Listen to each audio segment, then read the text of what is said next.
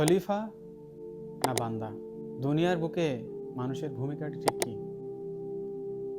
ইয়া দাউদ, ও দাউদ, ইন্না জাআলনাকা খলিফাতান ফিল আরদি, নিশ্চিতভাবে তোমাকে প্রেরণ করেছি দুনিয়ার বুকে খলিফা হিসেবে। ফাহকুম বাইনান নাসি বিল হক, সুতরাং তুমি প্রতিষ্ঠা করো বিচার ব্যবস্থা মানুষের মাঝে। কিসের ভিত্তিতে? বিল হক, সত্যের ভিত্তিতে, হকের ভিত্তিতে, জাস্টিসের ভিত্তিতে, ন্যায্যভাবে। তাহলে খলিফার ভূমিকা যখন বিচারকে প্রতিষ্ঠা করা মানুষের মধ্যে, তখন তার নিজের ইচ্ছা মতো তা প্রতিষ্ঠা করতে সে পারবে না।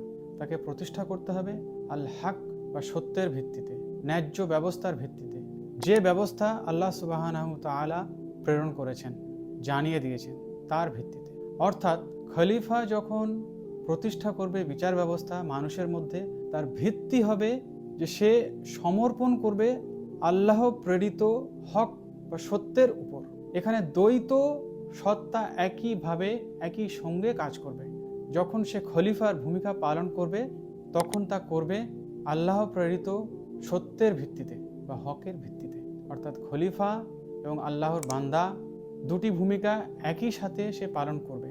এটাই আল্লাহর উদ্দেশ্য দুনিয়ার বুকে মানুষকে প্রেরণ করার, যা তাকে সফলতা দান করবে পরবর্তী জীবনে।